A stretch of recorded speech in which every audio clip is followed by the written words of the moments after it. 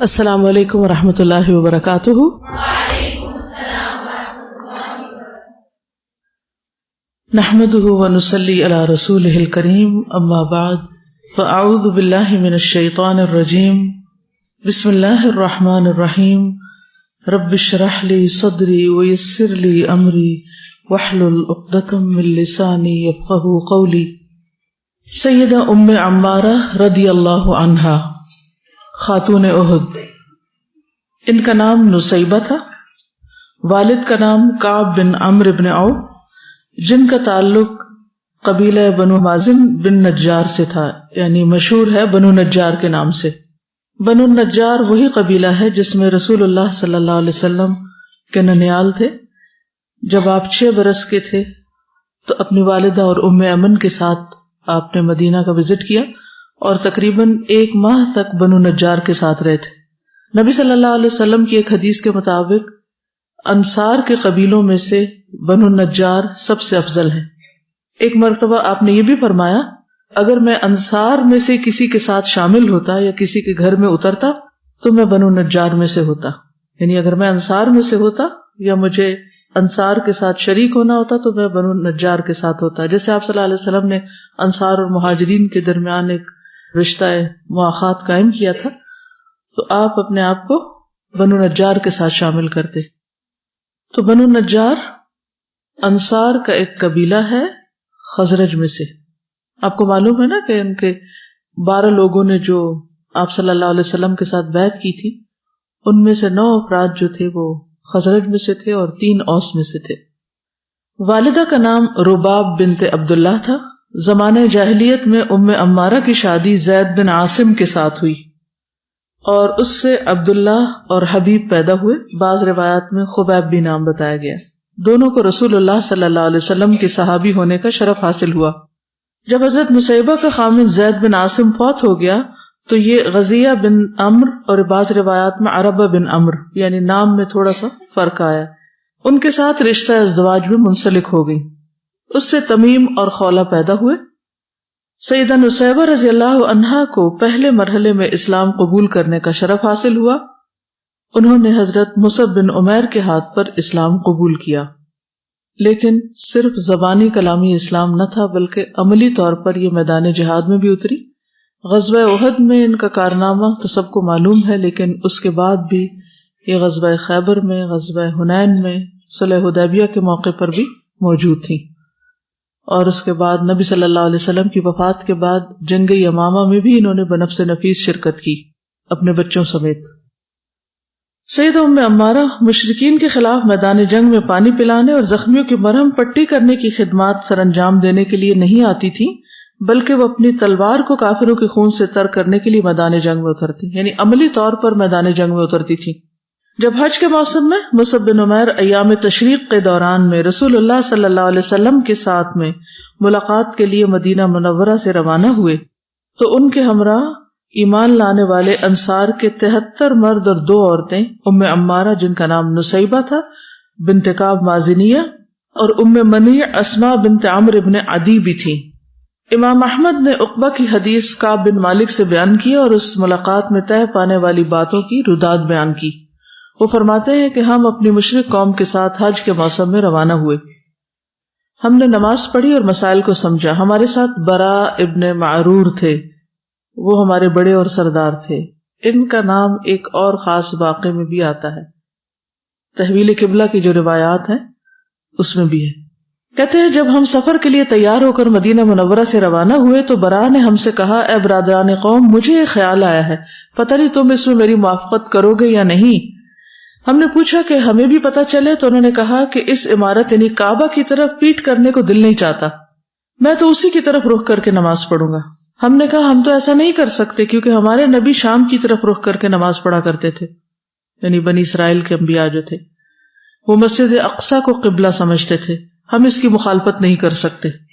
اس نے کہا میں تو کعبہ کی طرف ہی رخ کر کے نماز پڑھوں گا۔ ہم نے کہا ہم ایسا نہیں کریں گے۔ لہٰذا جب نماز کا وقت آیا تو ہم نے شام کی طرف رخ کر کے نماز پڑھی اور براء نے کعبہ کی طرف رخ کر کے نماز پڑھی۔ پھر ہم مکہ معظمہ پہنچ گئے۔ جو کچھ براء نے کیا ہم نے اسے معیوب سمجھا، ہمیں اچھا نہیں لگا، لیکن وہ اپنے موقف پہ قائم رہے. جب ہم مکہ پہنچے تو اس نے کہا اے میرے بھائی کے بیٹے، رسول اللہ صلی اللہ علیہ وسلم کے پاس چلیں اور ان سے دریافت کریں کہ جو کچھ میں نے سفر میں کیا ہے کیا یہ ٹھیک ہے، کیونکہ آپ لوگوں نے میری مخالفت کی جس سے میرے دل میں کچھ دھڑکا سا لگا ہوا. فرماتے ہیں ہم روانہ ہوئے. ہم رسول اللہ صلی اللہ علیہ وسلم کے بارے میں دریافت کرنے لگے کیونکہ ہم آپ کو نہیں پہچانتے تھے اور نہ ہی اس سے پہلے کبھی آپ کو دیکھا تھا. مکہ کا رہنے والا شخص ملا جس سے رسول اللہ صلی اللہ علیہ وسلم کے بارے میں پوچھا. اس نے کہا کیا تم اسے پہچانتے ہو؟ ہم نے کہا نہیں. اس نے کہا کیا تم ان کے چچا عباس بن عبد المطلب کو پہچانتے ہو؟ ہم نے کہا ہاں. ہم عباس کو اچھی طرح جانتے تھے کیونکہ وہ ہمارے پاس تاجر کی حیثیت سے آیا کرتے تھے. اس شخص نے کہا جب تم مسجد حرام میں داخل ہوگے تو جو شخص عباس بن عبد المطلب کے پاس بیٹھا تمہیں دکھائی دے گا وہی رسول اللہ صلی اللہ علیہ وسلم ہے. ہم مسجد میں داخل ہوئے تو ہم نے دیکھا کہ عباس بن عبد المطلب بیٹھے ہوئے ہیں اور ان کے ساتھ رسول اللہ صلی اللہ علیہ وسلم بھی بیٹھے ہیں. ہم سلام کر کے آپ کے پاس بیٹھ گئے. رسول اللہ صلی اللہ علیہ وسلم نے عباس سے فرمایا اے ابو الفضل، تم ان دو اشخاص کو جانتے ہو؟ ابو الفضل کون تھے؟ حضرت عباس کی کنیت تھی. کیوں؟ کیونکہ ان کے ایک بیٹے کا نام فضل تھا. انہوں نے کہا ہاں یہ اپنی قوم کا سردار برا ابن معرور ہے اور یہ دوسرا کعب بن مالک.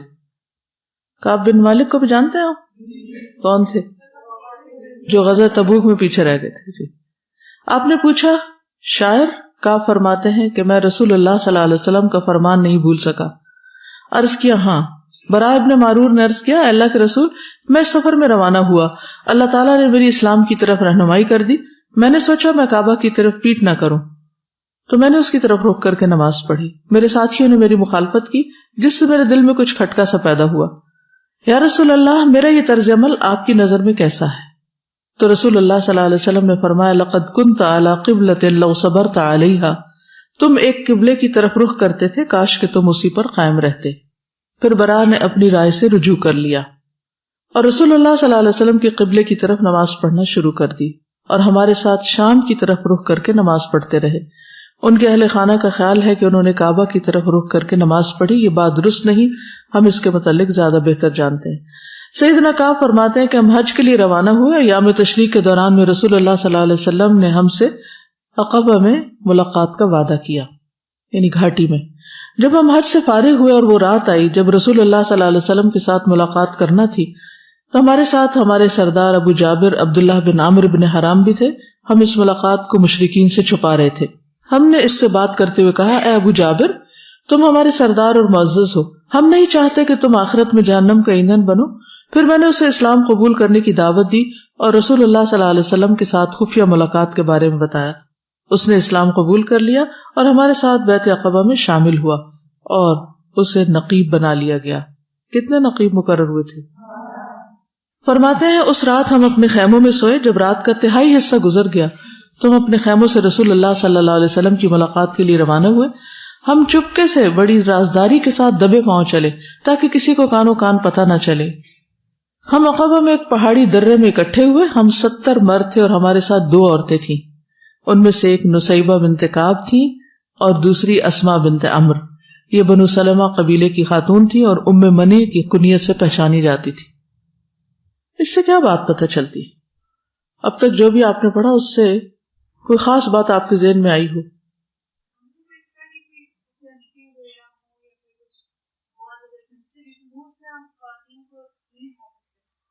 جی عام طور پر اگر دیکھا جائے تو آج بھی عموماً عورت کا جو مقام یا کردار سمجھا جاتا ہے وہ یہ کہ بس وہ صرف گھر بیٹھے کیونکہ اس کی عقل ناقص ہے اور وہ کسی اہم کام میں شریک نہیں ہو سکتی یا مشورہ نہیں دے سکتی یا رائے نہیں دے سکتی.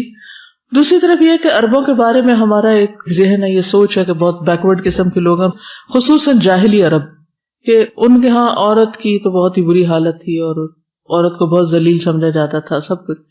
لیکن آپ دیکھیں کہ ابھی یہ بالکل نئے ہیں اسلام میں، اور اس سے پہلے بھی ہم یہ واقعات پڑھ چکے ہیں اور اس قسم کے اور بھی بہت سے، اور اس میں ہم دیکھتے ہیں کہ ہر موقع پر، چاہے وہ ہجرت کا واقعہ ہو، چاہے جہاد کا، چاہے وہ بیعت کا، چاہے وہ صلح کا، ہر موقع پر عورت کا ایک ایکٹیو کردار رہا ہے. اگرچہ ایسی عورتوں کی تعداد کم ہے لیکن بالکل معدوم نہیں ہے، یعنی بالکل نہ ہونے کے برابر نہیں ہے، یعنی ہمیشہ ان کی شرکت رہی. پہلی ہجرت دیکھیے، دوسری ہجرت دیکھیے، اسی طرح اس بیعت میں دیکھیے، پھر باقی غزوات میں دیکھیے، نبی صلی اللہ علیہ وسلم کے زمانے میں بھی اور آپ کے بعد بھی.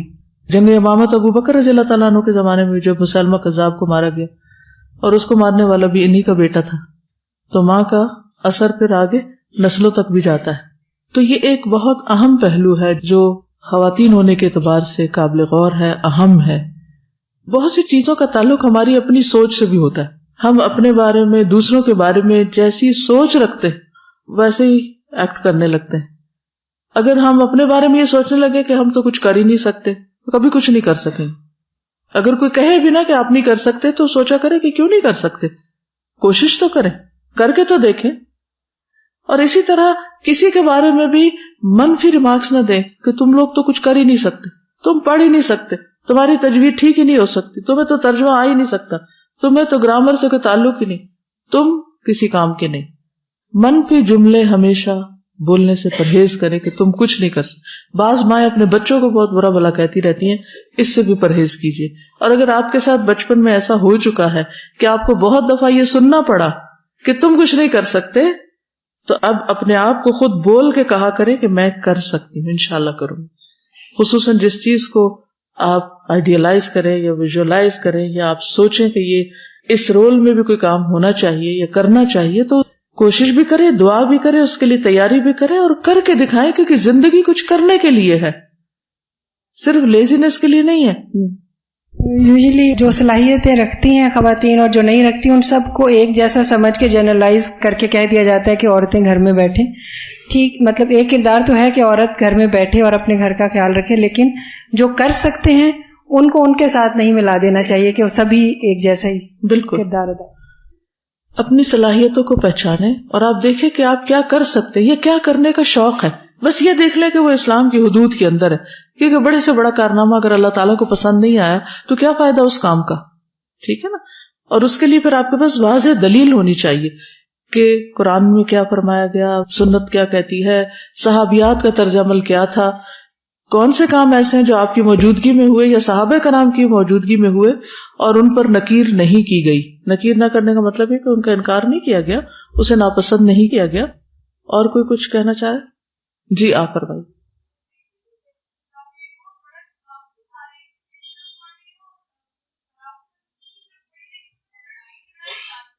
یہی ترقی کی علامت ہوتی. وہی لوگ ترقی کرتے جو اختلاف کے باوجود ساتھ رہتے ہیں، اور اختلاف کے باوجود ہمیشہ جو فائدے کی چیزیں ہوتی ہیں اس میں آپس میں اتحاد کرتے ہیں.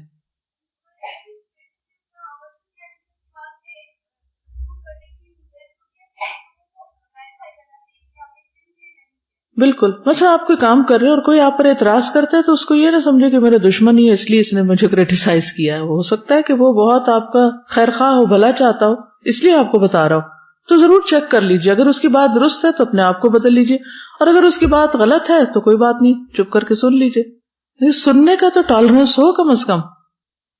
جواب بھی بہت اچھا نا کہ اگر تم صبر کر لیتے تو اچھا تھا. یعنی ابھی آگے وقت کے ساتھ ساتھ کئی چیزیں آنے والی تھی. اور آپ کو پتا ہے کہ یہ بیعت بھی رات کے وقت ہو رہی ہے اور اتنی خطرے کی بات ہے کہ قریش کو پتہ چل گیا تو کیا ہوگا. اور یعنی اتنا آسان نہیں بظاہر، جو بہت وہ تاریخ میں پڑھ کے پھر ایک اور طرح کی فیلنگ آتی ہے نا. پریکٹیکلی اگر انسان وہاں اس ماحول میں اترے، اپنے آپ کو وہاں رکھ کے دیکھیں کہ جہاں خطرہ ہو اور کسی وقت بھی کوئی آ کے قتل و غارت بھی کر سکتا ہے، کچھ بھی ہو سکتا ہے، تو یہ بھی ایک رسکی موقع تھا. پھر اس کے بعد آتا ہے ہم درہ میں اکٹھے ہو کر رسول اللہ صلی اللہ علیہ وسلم کا انتظار کرنے لگے. آپ تشریف لائے اور آپ کے ساتھ عباس بن عبد المطلب تھے. انہوں نے ابھی اسلام قبول نہیں کیا تھا بلکہ اپنے قوم کے مذہب پر تھے.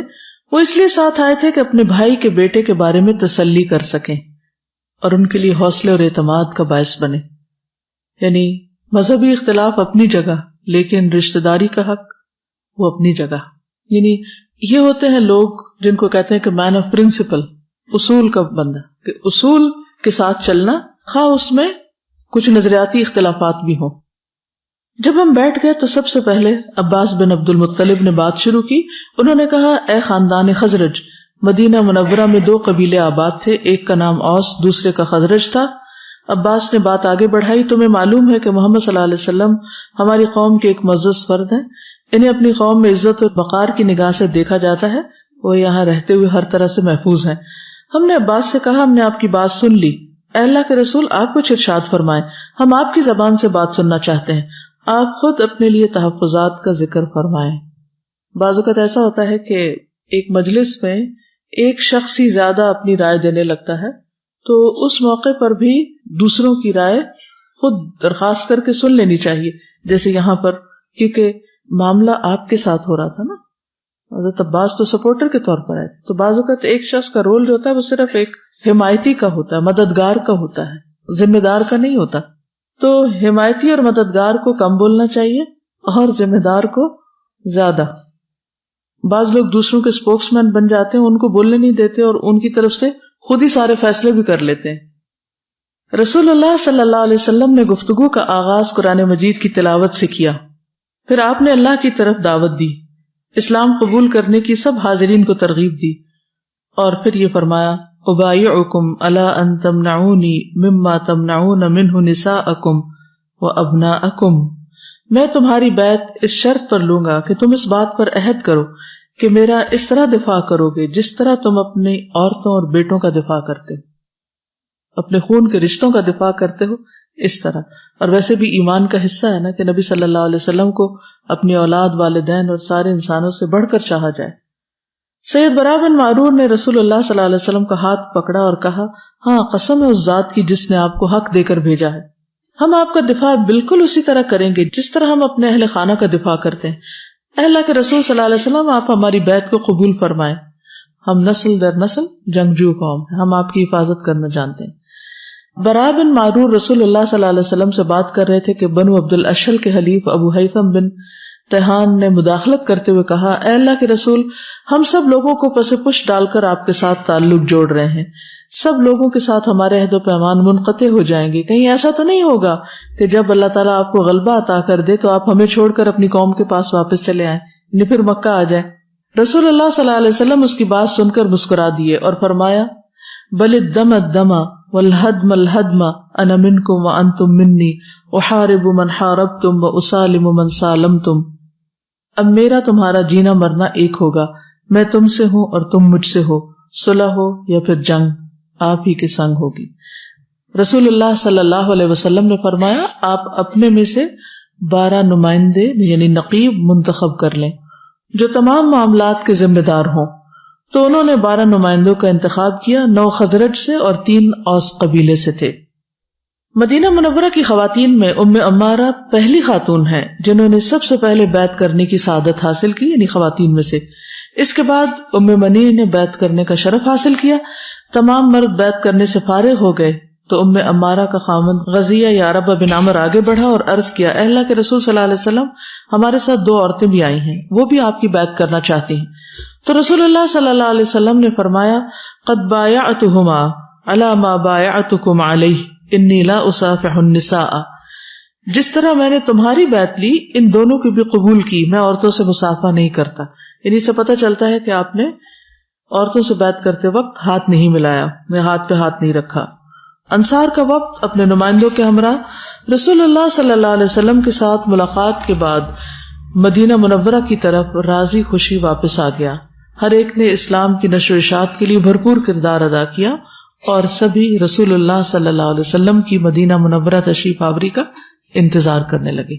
یہ ہم سب جانتے ہیں کہ نبی صلی اللہ علیہ وسلم کس طرح ہجرت کر کے مدینہ تشریف لائے، کس طرح آپ کی آؤ بھگت کی گئی، بنو نجار کی بچیوں نے کس طرح استقبال کیا، اور ابو ایوب انصاری کے گھرانے کو کس طرح آپ کی میزبانی کا شرف حاصل ہوا، اور پھر اس کے بعد کیسے اسلام کی تبلیغ شروع ہوئی۔ پھر کچھ عرصے کے بعد جنگ بدر کا موقع آیا اور 3 ہجری میں غزوہ احد پیش آیا جس میں حضرت ام عمارہ کا ایک بہت بڑا کردار ہے۔ ام عمارہ نے جہاد کا سفر جنگ احد سے شروع کیا۔ ام سعد بن ربیع اس جنگ کی روداد بیان کرتے ہوئے فرماتی ہیں، جن کا پچھلے ہفتے ہم نے پڑھا تھا نا، ام سعد، کہ میں سیدہ ام عمارہ کے پاس گئی اور اس سے عرض کیا، آپ مجھے جنگ احد کے حوالے سے اپنا کوئی واقعہ بتائیں۔ تو ام عمارہ نے فرمایا، میں صبح کے وقت میدان احد کی طرف روانہ ہوئی، سارا لشکر بھی صبح سویرے گیا تھا نا۔ قرآن مجید میں کیا آتا ہے، وَإِذْ غَدَوْتَ مِنْ أَهْلِكَ تبوئ المؤمنین مقاعد للقتال. میں لوگوں کو دیکھ رہی تھی کہ وہ کیا کر رہے ہیں. میرے پاس مشکیزہ تھا جس میں پانی تھا، یعنی صرف خود نہیں جا رہی تھی، پانی اٹھا کے جا رہی تھی. کبھی آپ کوئی ایک بالٹی کوئی چیز اٹھا کے چلی، کیسے لگتا ہے؟ چل پائیں گی؟ مشکیزہ بھی دیکھا ہے کبھی؟ اس میں کتنا پانی ہوتا ہے؟ اچھا خاصا پانی ہوتا ہے، اور اسے اٹھا کے چلنا معنی رکھتا ہے. اور مدینہ سے احد کا راستہ بھی دیکھا ہوا ہے؟ جن لوگوں نے دیکھا انہیں پتا ہے. پیدل تو کوئی نہیں گیا ہوگا کبھی، سب بس یا کسی ٹرانسپورٹ پہ ہی جاتے ہیں، اور یہ سارے لوگ چلتے ہوئے جا رہے ہیں. میں چلتے ہوئے رسول اللہ صلی اللہ علیہ وسلم کے پاس پہنچ گئی. آپ صحابہ کے جھرمٹ میں تھے. پہلے مرحلے میں مسلمانوں کا پلڑا بھاری تھا، لیکن جب مسلمانوں کو ہزیمت کا سامنا کرنا پڑا تو میں رسول اللہ صلی اللہ علیہ وسلم کا دفاع کرنے کی غرض سے میدان جنگ میں دشمن پر اپنی تلوار سے حملہ آور ہوئی، اور میں نے اس جنگ میں تیر کمان کا بھی استعمال کیا اور لڑائی میں زخمی بھی ہوئی. سید ام سعد بیان کرتی ہیں کہ میں نے سیدہ ام عمارہ کے کندھے پر گہرا زخم دیکھا تو میں نے ان سے پوچھا یہ زخم آپ کو کس نے لگایا؟ ام عمارہ نے کہا ابن قمیعہ نے. ہوا یہ کہ دوران جنگ میں لوگ بکھر گئے، ادھر ادھر چلے گئے. ابن قمیعہ چیختے ہوئے کہنے لگا لوگوں مجھے بتاؤ کہ محمد کہاں ہے، آج اگر وہ بچ گئے تو پھر میں نہیں بچوں گا. یہ صورتحال دیکھ کر مصعب بن عمیر اور چند مجاہدین اس کے مقابل آئے. میں بھی ان کے ساتھ تھی. ابن قمیعہ نے مجھ پر وار کیا، میں نے بھی اس پر اپنی تلوار سے وار کیے، لیکن اللہ کی قسم اس دشمن نے 2 درہیں پہن رکھی تھی، یعنی ڈبل زرہ جو ہوتی ہے نا، وہ جو لوہے کا لباس دوہرا دوہرا پہن رکھا تھا. اس کے وار سے میرے کندھے پہ یہ گہرا زخم لگا ہے. اب آپ دیکھیے کہ یہ ایک ایسے شخص سے لڑ رہی ہیں کہ جس نے 2 زرہیں پہن رکھی. تو آپ کو کبھی اتفاق ہو اپنے بھائی سے لڑنے کا؟ اور پھر کون جیتا؟ بھائی جیتا. ضمرہ بن سعد مازنی اپنی دادی کے حوالے سے بیان کرتی کہ میری دادی جنگ احد میں شریک تھی. انہوں نے مجاہدین کو پانی پلانے کی خدمات سر انجام دی تھی. وہ فرماتی ہے کہ میں نے رسول اللہ صلی اللہ علیہ وسلم کو یہ فرماتے ہوئے سنا لَمُقَامُ نُسَيْبَةِ بِنْتِ كَعْبٍ الْيَوْمَ خَيْرٌ مِّن مُقَامِ فُلَانٍ وَفُلَانٍ. آج نسیبہ بنت کعب کا مقام اور مرتبہ فلاں اور فلاں کے مقام اور مرتبے سے بہتر ہے، یعنی مردوں کی طرف اشارہ کرتے ہوئے فرمایا. ضمرہ کی دادی کا نام ہند تھا. انہوں نے سیدہ ام عمارہ کو دیکھا کہ وہ جنگ احد میں انتہائی جوش اور ولولے کے ساتھ دشمنوں کے ساتھ لڑ رہی ہیں، اور انہوں نے اپنے کمر کے ساتھ پٹکا باندھ رکھا تھا. جنگ کے دوران انہیں 13 زخم لگے تھے. ابن قمیعہ نے ان کے کندھے پہ وار کیا جس سے گہرا زخم لگا. ام عمارہ پورا سال اس زخم کا علاج کرواتی رہی. جنگ احد سے فارغ ہونے کے بعد رسول اللہ صلی اللہ علیہ وسلم کی طرف سے اعلان کیا گیا کہ دشمن کے تعاقب کے لیے حمراء الاسد کی طرف تمام مجاہدین پیش قدمی کریں. سیدہ ام عمارہ نے بھی ارادہ کیا کہ مجاہدین کے ساتھ حمراء الاسد کی طرف روانہ ہو، لیکن زخموں سے زیادہ مقدار میں خون بہنے کی وجہ سے بہت زیادہ کمزوری ہو چکی تھی، جس کی وجہ سے وہ اس سفر پر روانہ نہ ہو سکی. ام عمارہ جنگ احد کے بارے میں اپنی یادداشتیں بیان کرتے ہوئے فرماتی ہیں کہ شدت جنگ کی وجہ سے مجاہدین رسول اللہ صلی اللہ علیہ وسلم کے آس پاس سے بکھر گئے، ادھر ادھر چلے گئے. آپ کے پاس چند افراد باقی رہ گئے. آپ کے پاس باقی رہ جانے والے تقریباً 10 افراد ہوں گے، صرف 10. کتنا لشکر تھا جنگ احد میں؟ 1000 میں سے 300 تو چلے گئے تھے منافقین، تو باقی 700 رہ گئے. تو 700 میں سے کتنے بچے؟ 10 جنہوں نے استقامت دکھائی اور وہ حضور صلی اللہ علیہ وسلم کے آس پاس تھے آپ کا دفاع کرنے کے لیے. اس حالت میں میرے بیٹے، میرا خامد اور میں رسول اللہ صلی اللہ علیہ وسلم کا دفاع کرنے لگے، پورا خاندان. بھی دیکھیے کہ کچھ چیزیں ایسی ہوتی ہیں جو خاندانی اثرات کے تحت بھی انسان کی شخصیت میں آتی. یہ اجتماع ایک دم نہیں اکٹھا ہو گیا ہوگا، بائی چانس نہیں وہ سارے وہاں آ گئے. وہ گھر میں اس قسم کی باتیں کرتے ہوں گے، وہ اس محبت میں، اس ایمان پر پرورش پائے ہوں گے، تب وہ اس کام کے قابل ہوئے. ان کی اس معاملے میں ایک ہی سوچ ہوگی، تبھی وہ اس مشکل وقت میں سارے اکٹھے وہاں پر آ گئے. صورتحال یہ تھی کہ لوگ شکست کھا کر وہاں سے گزرتے جا رہے تھے، بھگدڑ مچی ہوئی تھی. رسول اللہ صلی اللہ علیہ وسلم نے میری طرف دیکھا، میرے پاس ترکش نہیں تھی. رسول اللہ صلی اللہ علیہ وسلم نے ایک آدمی کو وہاں سے پیٹ پھیر کر جاتے ہوئے دیکھا جو بھاگ رہا تھا، اس کے پاس تھی. نبی کریم صلی اللہ علیہ وسلم نے اس سے کہا اپنی ترکش اس کے سامنے پھینک دو جو لڑ رہا ہے، یعنی تم تو جا ہی رہے ہو، وہ پھینک دو. اس نے اپنی ترکش کو پھینک دیا تو سید ام عمارہ فرماتی ہے کہ اس ترکش کو آگے بڑھ کر میں نے اٹھا لیا. اور اس کے ذریعے سے رسول اللہ صلی اللہ علیہ وسلم کا دفاع کرنے لگی. اب دیکھیے کہ کتنی خوف کا، گھبراہٹ کا واقعہ اور موقع کہ جب سب دوڑ رہے ہیں، جا رہے ہیں، بکھرے ہوئے ہیں ادھر ادھر، تتر بتر ہو گیا مسلمانوں کا لشکر، اور آنکھوں کے سامنے شہادتیں بھی ہو رہی ہیں. اس موقع پر ایک عورت کا ثابت قدم رہنا کوئی معمولی بات نہیں ہے. جو عورتیں کاکروچ اور چھپکلی سے ڈر جائیں وہ باقی کیا کر سکتی ہیں زندگی میں. دشمن کے شہ سوار دستے نے ہم پر حملہ کر دیا اور ناقابل تلافی نقصان پہنچایا. اگر وہ بھی ہماری طرح پیادہ ہوتے تو ہم ان کے پرخچے اڑا دیتے. ایک گھڑ سوار نے مجھ پر تلوار کا وار کیا. میں نے اس وار کو اپنی ترکش پر روک لیا. اس کا وار خالی گیا. وہ منہ موڑ کر بھاگنے لگا. میں نے اس کے گھوڑے کی ٹانگ پر تلوار کی ضرب لگائی جس سے گھوڑا لڑکھڑا کر زمین پر گر گیا. یہ منظر دیکھ کر رسول اللہ صلی اللہ علیہ وسلم اونچی آواز سے فرمانے لگے، اے ام عمارہ کے فرزند، اپنی والدہ کی مدد کرو. میرے بیٹے نے میری مدد کی اور میں نے دشمن کو موت کے گھاٹ اتار دیا. عبداللہ بن زید ابن ام عمارہ کا واقعہ بیان کرتے ہیں کہ جنگ احد میں میرا بایاں بازو زخمی ہو گیا. دشمن کے ایک لمبے تڑنگے آدمی نے مجھ پہ وار کیا اور چلا گیا. زخم سے خون رک نہیں رہا تھا. رسول اللہ صلی اللہ علیہ وسلم نے فرمایا کہ زخم پر پٹی باندھ لو. میری والدہ میرے پاس پٹی لے کر آئیں اور میرے زخم پر پٹی باندھنے لگی. رسول اللہ صلی اللہ علیہ وسلم کھڑے میری طرف دیکھ رہے تھے. پٹی باندھنے کے بعد میری والدہ نے مجھ سے کہا، بیٹا جاؤ اور دشمن سے لڑو. نبی صلی اللہ علیہ وسلم فرمانے لگے، وَمَن يُطِيقُ مَا تُطِيقِينَ يَا أُمَّ عَمَّارَةَ، اے ام عمارہ تجھ جیسا حوصلہ کون کرے گا. یہ سن کر ام عمارہ ہنسنے لگی. ام عمارہ کہتی ہیں کہ جس شخص نے میرے بیٹے پہ وار کیا تھا وہ ہماری طرف دوڑا آ رہا تھا. رسول اللہ صلی اللہ علیہ وسلم نے فرمایا، یہ وہ شخص ہے جس نے تیرے بیٹے پہ وار کیا تھا. میں نے آگے بڑھ کر اس کی پنڈلی پہ تلوار ماری جس سے وہ لڑکھڑا کے زمین پہ گر گیا اور تڑپنے لگا. میں نے رسول اللہ صلی اللہ علیہ وسلم کو دیکھا کہ آپ یہ منظر دیکھ کر مسکرا رہے ہیں. آپ نے فرمایا، اے ام عمارہ تو نے بدلہ لے ہی لیا. اس کی سانس اکھڑی ہوئی تھی. اس پر ہم نے فیصلہ کن وار کر کے اسے موت کی نیند سلا دیا.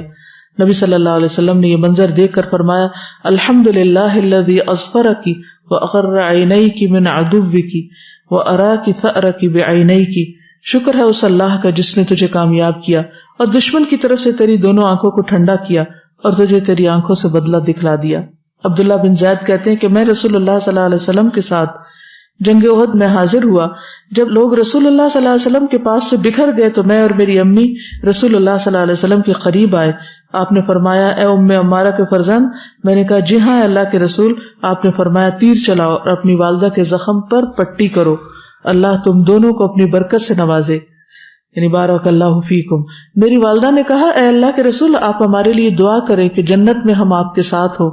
نبی کریم صلی اللہ علیہ وسلم نے دعا کی، اللہم اجعلہم رفقائی فی الجنہ، الہی ان کو جنت میں میرا ساتھی بنا دے. ام عمارہ فرماتی ہیں، اس کے بعد مجھے جو بھی مصیبت لاحق ہوئی میں نے اس کی پرواہ نہیں کی کہ جنت کی دعا مل چکی ہے. اب باقی دنیا میں کیا غم آتے ہیں، کیا مشکلیں آتی ہیں، اس کی پرواہ نہیں. یہاں بھی آپ دیکھیے کہ اتنا مشکل وقت ہے اور جنگ ہو رہی ہے، ہر طرف خون بکھرا ہوا ہے، لاشیں بکھری ہوئی ہیں، اور یہ اتنے حوصلے میں.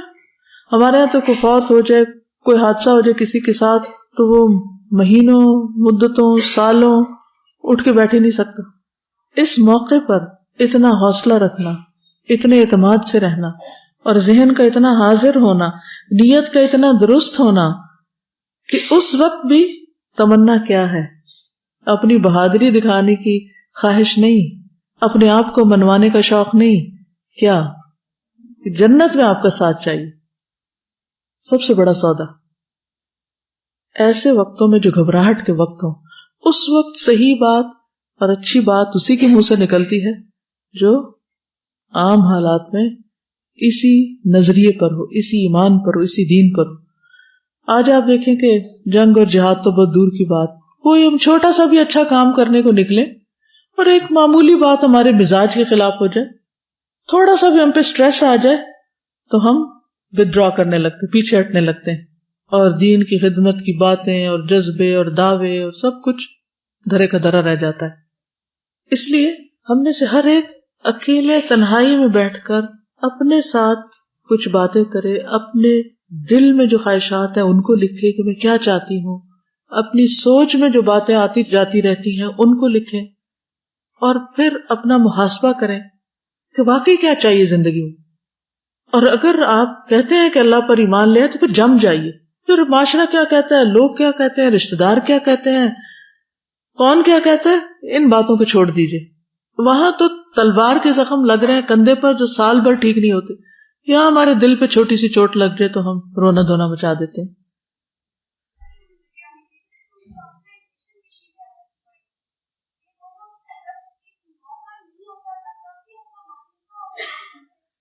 اصل بات یہی ہے کہ انسان عام حالات میں تو اچھا رہے اور مطمئن رہے، وہ ایک اور بات ہے، لیکن غیر معمولی حالات میں، کل شاید آپ لوگوں نے میری رات کو سنا ہوگا، میں عشاء کی نماز پڑھی تھی تو کوئی الارم بجنے لگا، تو مجھے سمجھ نہیں آ رہی تھی کہ کہاں سے آواز آ رہی. بہرحال میں نے فرض پڑھے اور بچوں کو کہ ذرا دیکھیں کہ کہاں سے آواز آ رہی. تو مجھے ایسا لگ رہا تھا جیسے میرے اپنے کمرے کے نیچے یا آس پاس سے کہیں سے آ رہی ہے. تو مجھے ایسے تھوڑی سی اسمیل بھی فیل ہوئی، شاید کوئی چیز جل رہی ہے. اچھا میں نے سنت شروع کر دی اور پھر میں خشوع خضوع اس میں جانے کی کوشش کر رہی تھی. تو اسی وقت میرے ذہن میں خیال ہے کہ تمہیں مشورہ کس نے دیا تھا کہ اس حال میں سنت شروع کر دو؟ یعنی اگر خدا نخواستہ یہاں کہیں آگ آس پاس لگی ہوئی ہے تو ہٹ جاتے. پھر میں اپنے آپ سے کہنے لگی لیکن وہ اطمینان اتنا تھا کہ مجھے کچھ نہیں ہو سکتا، میں نماز میں ہوں، اور اسی طرح میں نے نماز شروع کر دی. تو جب بھی کوئی غیر معمولی حالات ہوں تو اپنے طرز عمل کا خود جائزہ لیا کرے، خود محاسبہ کیا کرے. وہ لمحے بھر کے لیے خوف بھی آتا ہے، وہ فکر بھی آتی ہے، لیکن اس وقت کیا غالب ہے، کون سی کیفیت غالب ہے؟ امن کی، اطمینان کی، سکون کی. یعنی وہ آیت ہمیشہ یاد رکھا کریں کہ وَهُم مِّن فَزَعِ يَوْمَئِذٍ آمِنُونَ، کہ اللہ کے بندے جو ہیں اس دن کی گھبراہٹ اور خوف کے موقع پر امن میں ہوں گے.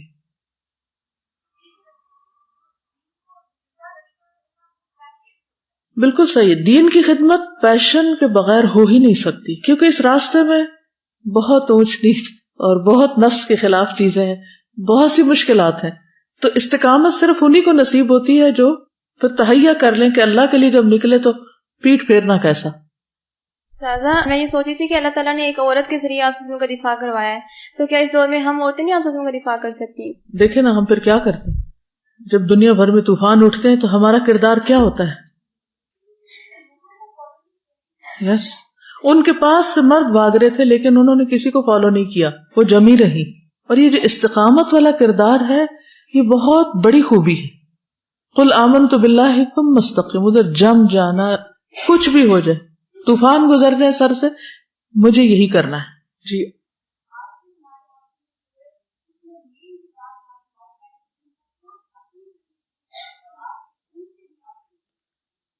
اس کی وجہ یہ ہے کہ جب ہم بچوں کو اللہ کا اطاعت گزار نہیں بناتے اور اس پر ان کو باندھتے نہیں، اور اس معاملے میں سختی نہیں کرتے. دنیا کے معاملے میں تو ہر طرح کی سختی کرتے ہیں کہ نہیں تمہیں اگر پڑھنا ہے تو پڑھنا ہے اور یہ کرنا ہے تو کرنا ہے، لیکن دین کے معاملے میں ساری ڈھیل دی ہوتی ہے. تو پھر ان کے نزدیک بھی دین کو اتنی امپورٹنٹ چیز نہیں، کیونکہ اپنی زندگی میں نہیں ہوتا. ان کے ساتھ معاملہ کرتے وقت ان کو ہم پابند نہیں کرتے کسی چیز کا، پھر وہ ہمارے سر چڑھ جاتے ہیں. دین کے راستے میں سب سے بڑی رکاوٹ جو ہوتی ہے وہ دنیا کی محبت ہوتی ہے. تو اس میں جو باقی صحابیت کا بھی ہم نے پڑھا کہ ان کو شہادت کا شوق تھا اور وہ پریکٹیکلی جاتی بھی تھیں. تو اس شوق سے کیا ہوتا ہے کہ کیونکہ آپ نے جان ہی اپنی رکھ دی نا اللہ تعالیٰ کے سامنے، تو وہ محبت ساری ختم ہو جاتی ہے.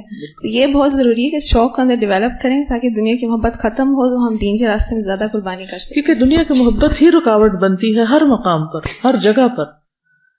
ایک فیملی کے بارے میں بات ہو رہی ہے جو جنگ میں بھی شامل ہو رہے ہیں اور پروفیسر صلی اللہ علیہ وسلم کا دفاع بھی کر رہے ہیں، لیکن مین چیز یہ ہے کہ ان کا ٹارگٹ کیا ہے، وہ لوگ کتنے کلیئر ہیں اپنے ٹارگٹ کے بارے میں، اور پھر اس ٹارگٹ کو اچیو کرنے کے لیے جتنی بھی مشکلیں آ رہی ہیں وہ اس کو کیسے فیس کر رہے ہیں.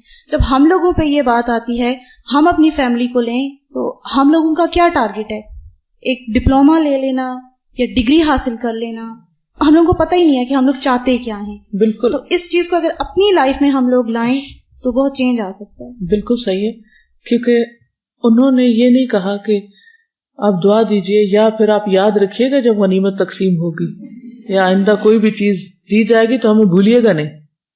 ویسے بھی بہت اسٹرانگ ہے لیکن کو تلوار کتنی اچھی چلانے آتی ہے، اپنے بیٹے کا دفاع کر رہی ہے. اور میں یہ سوچ رہی تھی کہ آج ہم نے نشانہ کے بارے میں پڑھا کہ تیر اندازی آنی چاہیے، تو مطلب ہم لوگوں کو نشانہ لگانا بھی نہیں آتا اور ہم لوگ اس طرف جاتے ہی نہیں کہ یہ اسکلز بھی آنی چاہیے جو اپنی سیلف ڈیفینس کی. بالکل سیلف ڈیفینس کے لیے بھی ضروری ہے، اور اس کے لیے کبھی کوشش بھی نہیں کرتے.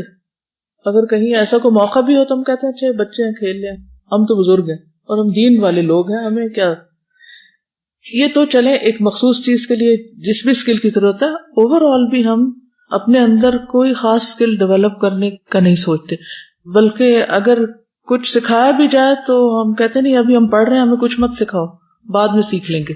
یہ بھی زندگی کا ایک حصہ ہے، خصوصاً بنیادی اسکل جو ہے جس کے بغیر کسی کا گزارا ہی نہیں، کم از کم وہ تو آتی. جی آپ جی اولاد سے زیادہ جو وہ عزیز نہ ہو جاؤ، تو انہوں نے ایسا کیا کہ خود بھی جو وہ پروٹیکشن کر رہے ہیں نبی صلی اللہ علیہ وسلم کی، اور بیٹے کو بھی جو ہے وہ بھیج دیا.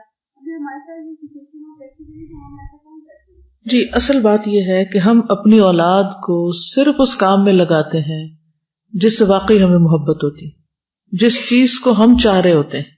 عام طور پر ماں باپ اپنی اولاد کو کیا بنانا چاہتے ہیں جو وہ خود ہوتے ہیں یا پھر خود نہیں بن سکے. کچھ بچوں کی شامت صرف اس لیے آئی ہوتی ہے ڈاکٹر بننے کے لیے کہ وہ ماں باپ کی تمنا اور ڈریم تھی، خود نہیں کر سکے تو بچوں کی شکل میں اپنی ڈریم پوری کرنا چاہتے. تو ہر شخص کی دین سے کتنی محبت ہے وہ یہاں سے پتہ چل سکتی ہے کہ انہوں نے اپنی اولاد کے لیے دین کو کتنا چاہا ہے. کیونکہ آپ دیکھیں پیغمبروں میں سے ہر پیغمبر کی فکر کیا رہی اور انہوں نے اپنی اولادوں کو کس کام کی طرف لگایا. کیونکہ انسان بعض اوقات اپنی اولاد کے لیے اپنے سے بھی بڑھ کر زیادہ خیر چاہتا ہے. وہ کہتے ہیں نا ماں باپ اکثر، یہ آپ کے بھی شاید پیرنٹس کہتے ہیں ہم نے تو زندگی اتنی مشقت سے گزاری، ہم نہیں چاہتے کہ تم اس چکی میں پسو. جی ایک تو یہ کہ صحابہ کرام کو اپنی کامیابی جو تھی نا اس کو پتا تھا کہ کون سی کامیابی چاہتے ہیں، دنیا کی یا آخرت کی. دوسرا یہ کہ اس کے مطابق پھر انہوں نے اپنی جب زندگی کا مقصد واضح تھا تو اپنی سکلز کو ڈیولپ کیا. کچھ تو خداداد صلاحیتیں ہوتی ہیں لیکن کچھ انسان اپنے مقصد کو سامنے رکھ کے اس کو ڈیولپ تو کرتا ہے نا. ہم سب کو یہ تو شوق ہے کہ ہم دین کا کام کریں لیکن یہ نہیں پتا کہ اس کے لیے ہمیں چاہیے کیا ہے، ہمارے ہاتھ میں کیا ہونا چاہیے، ہمارے اندر کیا قابلیت ہونی چاہیے. پھر بعض اوقات یہ پتہ چل جاتا ہے تو یہ سمجھ نہیں آتی کہ وہ حاصل کیسے کریں اور کس حد تک ہونا چاہیے. تو ہمیں ضرور ہے کہ جب ہم اس طرح کے واقعات پڑھتے ہیں اتنی موٹیویشن ملتی ہے لیکن جب یہاں سے نکلتے ہیں تو پھر ہم لاسٹ ہوتے ہیں کیونکہ وہ عمل میں آتا نہیں ہے نا. یعنی اپنی پہچان کرنی ہے تو اس وقت میں کریں جو غیر معمولی کیفیت ہو آپ کی، غصے کی یا غم کی یا محبت کی یا کسی بھی معاملے میں کسی شکست کی، یا وہ چیزیں جو آپ کو سخت ناگوار ہوں، ناپسندیدہ ہوں، کہ اس وقت پھر آپ اپنے آپ کو کتنا سنبھال لینے کے قابل ہیں. سیدہ ام عمارہ کو سب سے زیادہ غم اس دن لاحق ہوا جس دن رسول اللہ صلی اللہ علیہ وسلم دنیا فانی سے کوچ کر کے اپنے خالق کے حقیقی سے جا ملے. اس میں کوئی شک نہیں کہ رسول اللہ صلی اللہ علیہ وسلم کی جدائی مسلمانوں کے لیے سب سے بڑی مصیبت بن کے نازل ہوئی، لیکن ام عمارہ اپنی زندگی کے آخری لمحے تک جہاد میں مسلسل حصہ لیتی رہی. یعنی انہوں نے اپنا مشن نہیں چھوڑا نبی صلی اللہ علیہ وسلم کی وفات کے صدمے کی وجہ سے. عام طور پر ہم جب کوئی فوت ہو جاتا ہے تو کیا سوچتے ہیں اب کس کے لیے جینا، کیونکہ انسانوں کے لیے جی رہے تھے تو واقعی کس کے لیے جینا. تو جو اللہ کے لیے جیتے ہیں، جو کسی مقصد کے لیے جیتے ہیں، وہ ساری دنیا بھی ختم ہو جائے تو وہ پھر بھی جی سکتے ہیں کیونکہ ان کا رب زندہ ہے، حی لا یموت. ابوبکر صدیق کے دور خلافت میں بعض لوگ مرتد ہو گئے اور انہوں نے زکوٰۃ دینے سے انکار کر دیا. ابوبکر صدیق نے پختہ ارادہ کر لیا کہ ان سے لڑائی کی جائے اور ان کی جڑ کاٹ کے رکھ دی جائے. انہوں نے لشکروں کو تیار کرنا شروع کیا. سب سے بڑا وہ لشکر تھا جس کی قیادت خالد بن ولید کے سپرد کی گئی. اس لشکر کو یمامہ کے کذاب مسلمہ کی سرکوبی کے لیے روانہ کیا گیا. سیدہ ام عمارہ نے خالد بن ولید کے ہمراہ جنگ میں شریک ہونے کے لیے سیدنا ابوبکر سے اجازت طلب کی تو انہوں نے فرمایا، اے ام عمارہ، ہم جانتے ہیں کہ آپ جنگ میں خوب جوش اور ولولے سے حصہ لیتی ہیں، آپ اللہ کا نام لے کر لشکر کے ساتھ روانہ ہو جائیں، میری طرف سے اجازت ہے. ام عمارہ کے 2 بیٹے عبداللہ اور حبیب یا خبیب بھی اپنی والدہ کے ساتھ لشکر اسلام میں شامل ہو کر روانہ ہو گئے.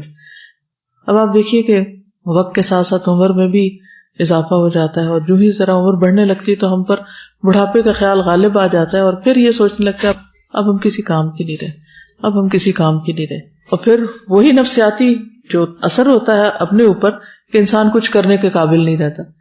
یہاں آپ دیکھیے کہ کس طرح ان کا جذبہ زندہ ہے. مجھے اتنی حیرت ہو رہی تھی یہ پڑھ کے کہ کس طرح ایک جنگ میں خالد بن ولید کے حملے کی وجہ سے یہ حضور صلی اللہ علیہ وسلم کا دفاع کر رہی ہیں اور آج انہی کے ساتھ انہی کے جھنڈے تلے ایک بہت بڑے کذاب کے ساتھ لڑنے جا رہی ہیں. جنگ یمامہ مسلمانوں کے لیے تمام جنگوں سے زیادہ سخت تھی. مسلمہ کذاب نے لڑائی کے لیے بڑی تعداد میں لوگوں کو جمع کر لیا تھا.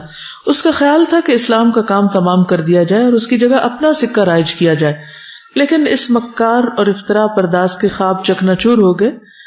مسلمہ کذاب کا ارادہ تھا کہ سیدنا محمد صلی اللہ علیہ وسلم نے اسلام کی جو بلند ترین عمارت کو مضبوط ستونوں پہ کھڑا کیا اسے توڑ پھوڑ دیا جائے۔ اس کے خیال میں یہ کام آسان تھا، لیکن وہ اللہ تعالیٰ کے اس فرمان سے بے خبر تھا کہ اللہ تعالیٰ نے فرمایا ہے، آج میں نے تمہارے لیے تمہارا دین مکمل کر دیا اور تم پر اپنی نعمت کو پورا کر دیا اور تمہارے لیے اسلام کو بطور دین پسند کر لیا۔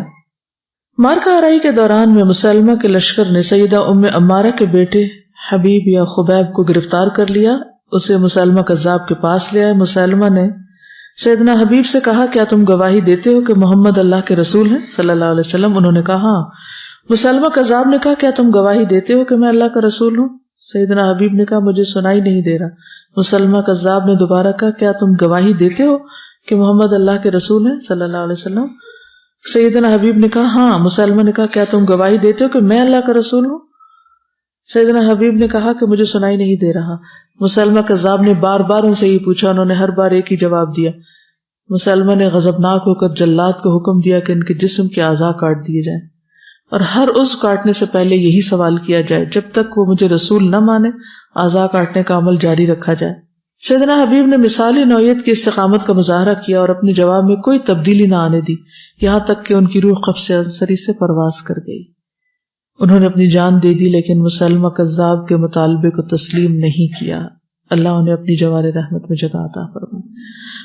مالک بن عامر ثقفی نے اس موقع پر نہایت عمدہ اشعار کہے ہیں، مضى صاحبی قبلی وخلفت بعدہ فکیف باعداء البقیۃ اصنع وقال له الكذاب تشهد اننی رسول فاوما اننی لست اسمع فقال اتشهد انها لمحمد فنادى بدعوى الحق لا يتتعتع فضرب الرأس فيه بسيفه غوی لحاہ اللہ بألفتک مولع۔ میرے ساتھی مجھ سے پہلے چلے گئے اور میں پیچھے رہ گیا، میں اپنے باقی اعضاء کو کیا کروں گا؟ انہیں ایک جھوٹے نے کہا، کیا تم گواہی دیتے ہو کہ میں رسول ہوں؟ انہوں نے اشارہ کیا کہ مجھے سنتا ہی نہیں۔ اس نے کہا، تم گواہی دیتے ہو کہ محمد اللہ کے رسول ہیں؟ تو اس نے بغیر ہچکچاہٹ کے ببانگ دہل سچی بات کا اعلان کر دیا۔ اس پر اس کمینے ملعون نے اس کا سر قلم کر دیا۔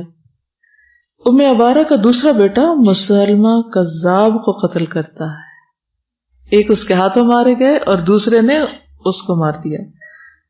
کیا سیدنا حبیب کا خون رائے گاں جائے گا؟ ہرگز نہیں۔ اللہ عدل و انصاف کے ساتھ فیصلہ کرنے والا، وہ پسند نہیں کرے گا کہ ان کا خون رائے گاں جائے۔ جو مجاہد بھی جنگ یمامہ میں شریک ہوا، اس کی دلی تمنا تھی کہ وہ مسلمہ کذاب کی گردن اڑا سکے، لیکن اللہ تعالیٰ نے چاہا کہ یہ اعزاز حبیب کے بھائی کو حاصل ہو۔ وحشی بن حرب کا ارادہ یہ تھا کہ وہ مسلمہ کذاب کو قتل کرے، اس طرح اس کا وہ جرم مٹ سکے جو اس نے جنگ احد میں حضرت حمزہ کو قتل کر کے کیا تھا۔ وحشی نے اپنا نیزہ مسلمہ کذاب کی طرف سیدھا کیا اور اسے بڑی مہارت کے ساتھ پھینکا۔ ابھی نیزہ مسلمہ کذاب کے جسم تک نہیں پہنچا تھا کہ حبیب کے بھائی سیدنا عبداللہ بن زید کی تلوار نے اس کذاب کے پرخچے اڑا دیے۔ اللہ کے سوا کوئی نہیں جانتا کہ مسلمہ کو کس نے قتل کیا۔ جب سیدنا عبداللہ بن زید نے اپنی والدہ کو مسلمہ کے قتل ہونے کی اطلاع دی تو اللہ کا شکر ادا کرنے کی غرض سے سجدہ ریز ہو گئی۔ ان کے جسم پر اس جنگ میں 12 زخم لگ چکے تھے اور ایک بازو بھی کٹ چکا تھا۔ حضرت ابوبکر صدیق نے اپنے رب، اپنے رسول مقبول اور اہل ایمان کے ساتھ وفاداری کا معاہدہ نبھاتے ہوئے مرتدین کے فتنے کو ہمیشہ کے لیے دفن کر دیا اور اسلام کے گلشن کو اس طرح بہار آشنا کر دیا جس طرح کہ وہ رسول اللہ صلی اللہ علیہ وسلم کی زندگی میں تھا۔ اللہ تعالیٰ انہیں جزائے خیر سے نوازے اور انہیں وہ مقام دے جس کے وہ اہل ہیں۔ سیدنا ابوبکر صدیق مومنہ مجاہدہ ام عمارہ کو نہیں بھولے، وہ اور سیدنا خالد بن ولید ان کی تیمارداری کے لیے ان کے گھر تشریف لے جاتے رہے یہاں تک کہ وہ شفا یاب ہو گئی۔ ایک اور روایت میں آتا ہے کہ نبی صلی اللہ علیہ وسلم بھی ایک مرتبہ ام عمارہ کے گھر گئے جبکہ وہ روزے سے تھیں۔ انہوں نے نبی صلی اللہ علیہ وسلم کو کھانا پیش کیا تو آپ نے انہیں بھی فرمایا کہ تم بھی کھاؤ، تو انہوں نے کہا میں روزے سے ہوں۔ تو اس موقع پر آپ نے یہ بات فرمائی تھی کہ جو کوئی کسی روزہ دار کی موجودگی میں کھانا کھاتا ہے تو فرشتے اس روزہ دار کے لیے رحمت کی دعائیں کرتے ہیں۔ یہ مسند احمد کی روایت ہے۔ امیر المؤمنین سیدنا عمر بن خطاب کے پاس چادریں آئیں ایک مرتبہ، ان میں ایک لمبی چوڑی چادر بہت عمدہ تھی. آپ کو مشورہ دیا گیا کہ یہ چادر آپ عبداللہ بن عمر کی اہلیہ کو دے دیں، یعنی اپنے بیٹے کی بیوی کو دے دیں، بہو کو دے دیں. امیر المومنین نے فرمایا نہیں، میں یہ چادر اس سے زیادہ حقدار خاتون کو دوں گا، اور وہ ہے ام عمارہ نصیبہ بنت کعب. میں نے جنگ میں رسول اللہ صلی اللہ علیہ وسلم کو یہ فرماتے ہوئے سنا تھا، ملتفت یمینا ولا شمالا الا وانا اراها تقاتل دونی. میں نے اپنے دائیں اور بائیں دیکھا تو اسے میں نے اس حالت میں دیکھا کہ وہ میرے دفاع میں لڑ رہی ہے. یعنی دائیں طرف سے دشمن آ رہا ہوتا تو وہ دائیں طرف آ جاتی، بائیں طرف سے آتا تو بائیں طرف آ جاتی، یعنی پوری طرح ایک ڈھال کا کام دیا. ام عمارہ اپنی گفتار کردار میں ایک مثالی صدق دل رکھنے والی مومنہ اور مجاہدہ خاتون تھی. انہوں نے اللہ کی راہ میں صبر سے کام لینے، جہاد کرنے، تکالیف برداشت کرنے اور اللہ کے کلمے کو سر بلند کرنے میں ایک مثالی کردار ادا کیا. انہوں نے اپنے بیٹوں کو اللہ کی محبت میں پروان چڑھایا، ان کے دلوں میں رسول مقبول صلی اللہ علیہ وسلم کی محبت پیدا کی. جب وہ اپنے خالق کے حقیقی سے جا ملے تو رسول اللہ صلی اللہ علیہ وسلم ان سے راضی تھے. اللہ تعالیٰ ام عمارہ، ان کے خاوند، بیٹوں سب پر اپنی رحمت کی برکھا برسائے. آپ کچھ کہنا چاہیں تو ٹھیک، ورنہ میں چند باتیں اور اضافہ کرنا چاہوں گی جو اس کتاب میں نہیں ہے.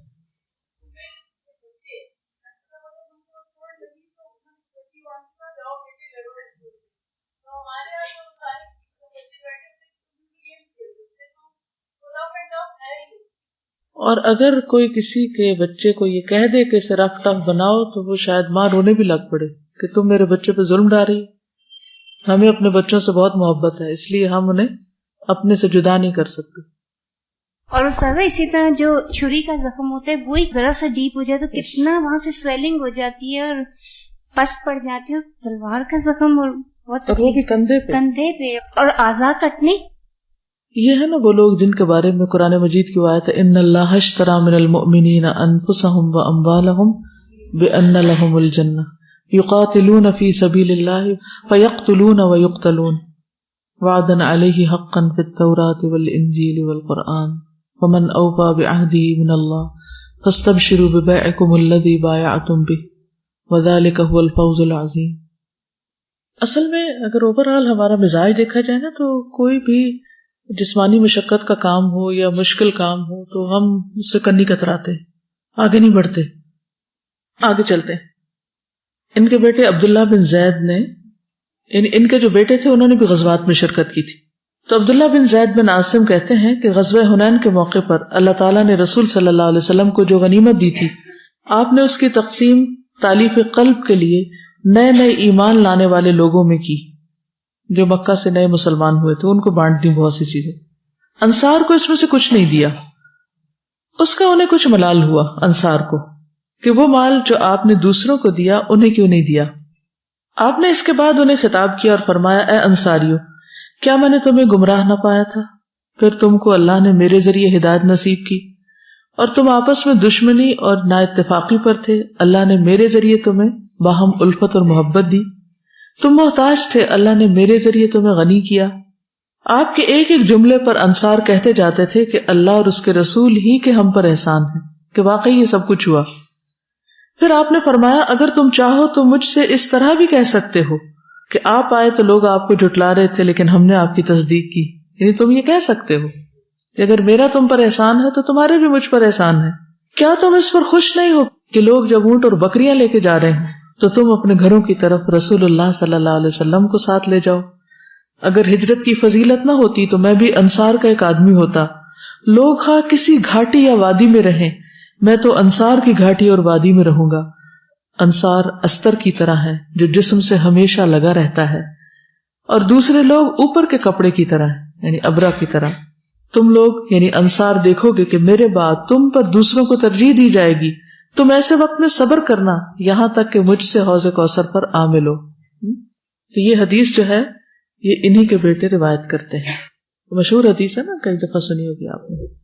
اسی طرح عبداللہ بن زید ایک اور موقع پہ کہتے ہیں کہ ہرہ کی لڑائی کے زمانے میں ایک صاحب ان کے پاس آئے اور کہا کہ عبداللہ بن حنظلہ لوگوں سے موت پر بیعت لے رہے ہیں. تو انہوں نے کہا رسول اللہ صلی اللہ علیہ وسلم کے بعد میں موت پر کسی اور سے بیعت نہیں کروں گا. ہرہ کی لڑائی جس میں خوارج کے ساتھ لڑائی کی گئی تھی اس کی طرف اشارہ ہے. عبداللہ بن زید جو ہیں ان سے کئی ایک احادیث بھی روایت ہیں. یعنی ایک طرف وہ میدان جنگ میں حصہ لے رہے ہیں اور دوسری طرف علم کے نشر و اشاعت میں بھی ان کا حصہ ہے.